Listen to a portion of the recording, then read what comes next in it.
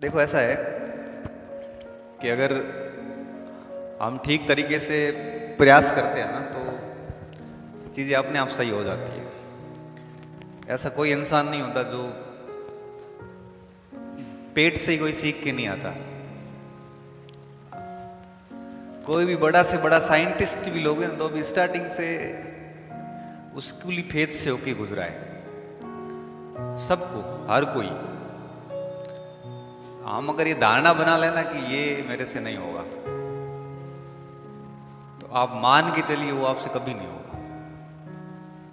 तो मन में बाधा बना लेना कि ये होगा नहीं तो वास्तव में नहीं होता।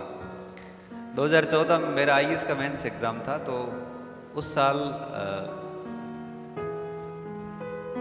तैयारी तो करी थी लेकिन अंग्रेजी को इसलिए छोड़ दिया, मैंने कहा 75 नंबर ही तो लाने हैं 300 में से, तो वो यूं ही आ जाएंगे ऐसे। 300 में से 75 सुनते हैं तो लगता है तो अतरा तो आ है आगे। अब क्या हुआ, वहां पेपर देने गए, पढ़ा नहीं, उसको बहुत लापरवाही के साथ छोड़ दिया।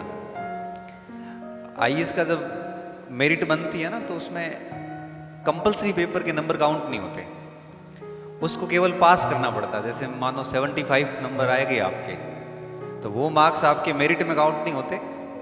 वो मार्क्स आपके इतने काम के हैं कि भाई आपकी बाकी की कॉपियां चेक हो जाती हैं। अगर आपको 74 भी आ गए तो पीछे के 9 पेपर आपने कितने भी बढ़िया क्यों ना लिखे हो वो डस्टबिन में चले जाते हैं, वो चेक ही नहीं होते आपके। 4 जीएस के पेपर, एक ऐसे का 5 और 2 सब्जेक्ट के 7, ये 7 पेपर और 2 होते हैं लैंग्वेज के, और दोनों लैंग्वेज के पेपर आपको पास करने ही पड़ते हैं।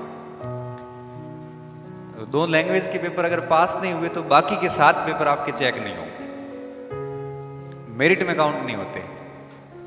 तो हमने घोर लापरवाही करी। अंग्रेजी है, नंबर मेरिट में तो काउंट होती नहीं है। आरएस में ऐसा नहीं है, आरएस में तो मेरिट में काउंट होता है,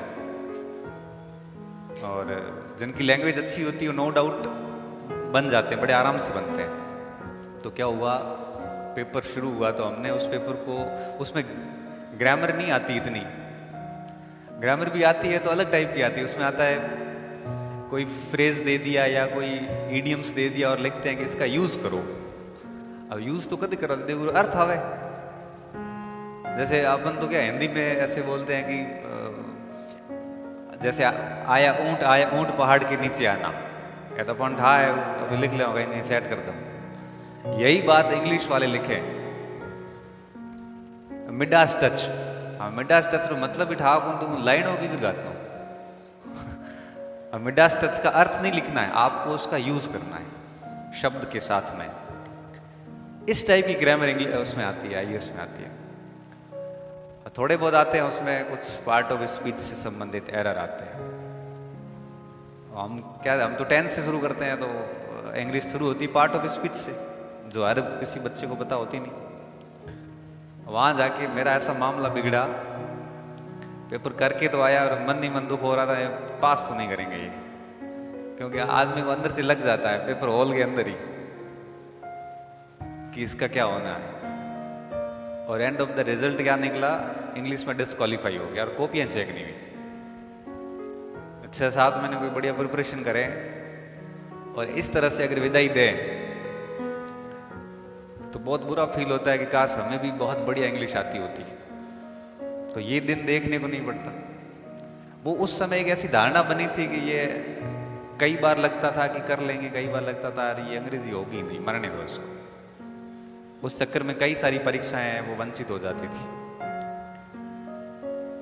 लेकिन बाद में जब धीरे धीरे उसको पढ़ना सीखना शुरू किया तो अब कुछ लगता ही नहीं। अब लगता है जैसे सब कुछ चीजें आराम से हो सकती है। तो मैं ये बात इसलिए बता रहा हूँ कि हम में से बहुत सारे बच्चों का मैथ और इंग्लिश बहुत कमजोर रहता है।